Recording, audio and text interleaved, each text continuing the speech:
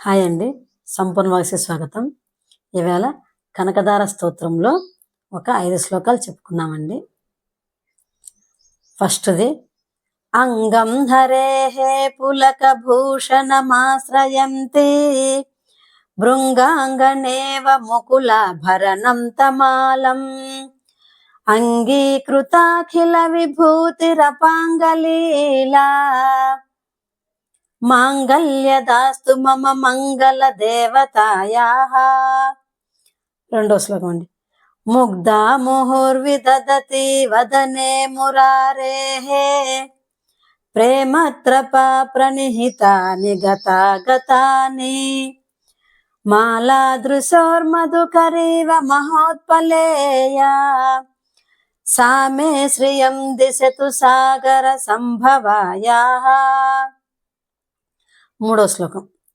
ఆమీలితాక్షమధిగమ్య ముదా ముకుందం ఆనందకందమనిమేషమనంగతంత్రం ఆకేకరస్థిత కనీనిక పక్ష్మనేత్రం భూత్యై భవే మమ భుజంగ శయాంగనాయాః.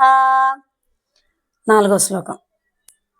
బాహ్వంతరే మధుజిత శ్రిత కౌస్తుభేయా హారావలీవ హరినీలమయీ విభాతి కామప్రదా భగవతోపి కటాక్షమాలా కళ్యాణమావహతు మే కమలాలయాయాః.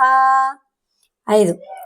కాలాంబుదాలి లలితో రసికైట భారేః ధారాధరే స్ఫురతి యా తటిదంగనేవా మాతుః సమస్త జగతాం మహనీయమూర్తిః భద్రాని మే దిశతు భార్గవ నందనాయాః. ఈ 5 కనకదార స్తోత్రంలోవి శ్లోకాలు చెప్పానండి. ఈ 5 శ్లోకాలు కనుక నచ్చితే లైక్ చేసి షేర్ చేసి సబ్స్క్రైబ్ చేసుకోండి. కానీ ఈ కనకదార స్తోత్రము శ్లోకాలు వింటే కనుక మనకి చాలా మంచిదండి. ప్రతిరోజు కూడా మనము ఇంట్లో పెట్టుకొని వినటం వల్ల మనకి మంచి జరుగుతుంది. తర్వాత మనకు ఎప్పుడు కూడా లక్ష్మీదేవి కటాక్షము జరుగుతూ ఉంటుందన్నమాట. కాబట్టి తప్పనిసరిగా నా వీడియోదే వినాల్సిన అవసరం లేదండి. ఏదైనా సరే టీవీలో పెట్టుకోనో సెల్లో పెట్టుకోనో వినండి. వింటే చాలా మంచిదండి.